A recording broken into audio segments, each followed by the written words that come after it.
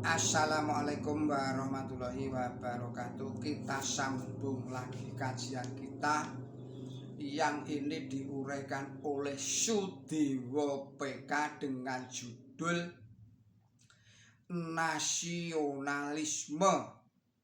Saudara-saudara para pemirsa Kereweng Aji yang berbahagia, Assalamualaikum warahmatullahi wabarakatuh. Bismillahirrahmanirrahim. Daripada melanggar hak-hak orang lain, orang Islam jauh lebih baik berkewajiban mengajarkan pada pihak lain tentang apa yang baik dan apa yang melanggar atau melarang apa yang jahat. Surat 3 ayatnya 109. Suku-suku dan bangsa-bangsa hanya merupakan cabang dari suatu keseluruhan umat manusia. Terbentuknya yang bersifat sendiri-sendiri, berperan sebagai daya dorong bagi jiwa manusia untuk berlomba-lomba dalam meningkatkan derajat manusia dengan kualitas sebagai anggota suatu kelompok, yaitu sebagai warga negara. Ayat suci Al-Quran yang sudah disebut tadi itu, yaitu surat 49 ayatnya 13, mengajarkan bahwa laki-laki masing-masing mempunyai kewajiban yang harus dipenuhi dengan cermat demi perkembangan dalam masyarakat sebagai keseluruhan. Selanjutnya bahwa suku, bangsa, dan keluarga merupakan kumpulan dari orang laki-laki dan orang perempuan yang masing-masing pada dirinya tidaklah sempurna dan mempunyai cara hidup yang berlainan, namun hanya berbeda sejauh adanya keadaan khusus atau adanya posisi geografis tertentu dan hal lain yang dapat dibenarkan dalam mencapai tujuan bersama itu. Pandangan universalisme itu nyata sekali berdiri di atas pandangan nasionalisme. Akal manusia itu ibarat dihina atau diperkosa bila pikiran yang lebih tinggi itu dikorbankan bagi yang lebih rendah. Dari uraian di atas tadi ini nampak dengan jelas bahwa Islam menentang nasionalisme modern seperti diterapkan di dunia barat, karena Islam melihat di dalamnya terdapat bibit-bibit materialisme yang ateisme, yang merupakan bahaya besar bagi umat manusia masa sekarang ini. Saudara-saudara para pemirsa Kereweng Aji Channel yang berbahagia, seperti sudah kelihatan dari fakta yang sudah ada, nasionalisme yang bersemboyan right or wrong my country itulah yang bertanggung jawab atas peperangan dan perkosaan hak secara kasar, atas penjajahan dan eksploitasi bangsa yang lemah. Yang tersebut terakhir itu dipaksakan di dalam perbudakan, dipermalukan dan dirontokkan moralnya, demoralisasi.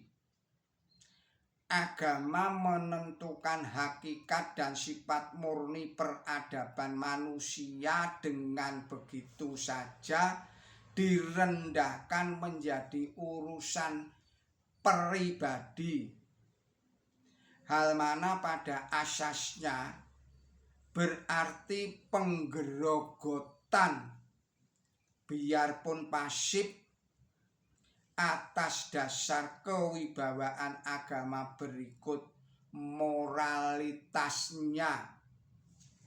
Gejala inilah yang mendasari perjuangan besar namun berat antara agama dan prinsip tanpa agama, kepercayaan dan ketidakyakinan, antara jiwa dan materi. Pendirian nasionalisme Barat selanjutnya mempersempit pandangan kaum Muslim terhadap bangsanya sendiri. Kaum Muslim dipersempit terhadap bangsanya sendiri. Ia mempertajam garis pembatas antara manusia yang satu dengan manusia yang lain dan mendirikan kendala yang artifisial. Dengan begitu ia merintangi agama Islam dalam karya pembinaan jiwa manusia yang kini justru sangat diperlukan. Ringkasnya, agama Islam dan nasionalisme Barat merupakan dua antipoda. Kewajiban apa yang seorang Muslim baik di Indonesia, di Eropa atau di Cina harus memenuhi atau harus penuhi terhadap sesama bangsanya. Hanya satu, dan itulah jihad fisabilillah, perjuangan di jalan Allah Ta'ala.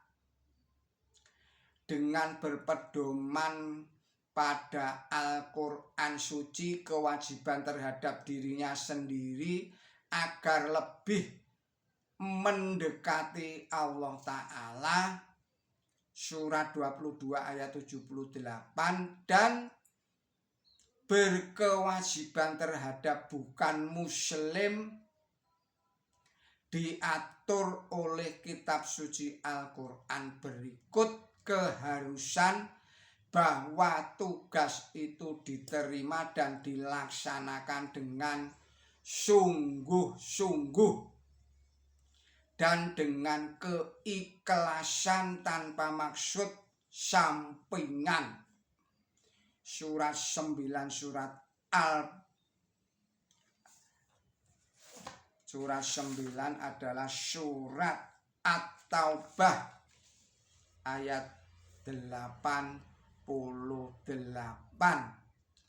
Dan bahwa dalam pelaksanaannya yang bersangkutan bersedia mengorbankan kepentingannya sendiri, bahkan nyawanya sendiri, serta menempuh ujian yang sangat berat.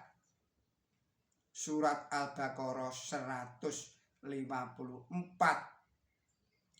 saudara-saudara, para pemirsa Kereweng Aji yang berbahagia. Mengenai hal ini juga agama Islam mengatur agar apa yang lebih utama itu harus diutamakan. Dikatakan di dalam surat 8 ayatnya 55, bismillahirrahmanirrahim. Sungguh Allah tidak akan mengubah keadaan suatu kaum jika mereka tidak merubah keadaannya sendiri. Surat 8 surat Al-Anfal ayatnya 55. Juga terdapat di dalam surat 13 surat Ar-Rod ayatnya 11. Dengan lain perkataan, mereka yang ingin mengubah lingkungan yang kurang baik terlebih dahulu harus mendalami kehidupan jiwanya sendiri dan mengadakan transformasi ke dalam dirinya sendiri sepenuhnya. Dikatakan oleh R.A.A. Wiranata Kusuma di dalam Merel en Gestelet ke Herbewapening tahun 1939. Saya ulangi, tahun 1939, halaman 10. Saudara-saudara, para pemirsa Kereweng Aji yang berbahagia, kita akhirkan sekian dulu video kali ini dan kita sambung lagi pada video-video yang berikutnya. Mohon maaf atas segala kesalahan dan kekilapan saya di dalam menyampaikan risalah ini. Billahi taufiq wal hidayah. Ihdinas siratal mustaqim. Wassalamualaikum warahmatullahi wabarakatuh.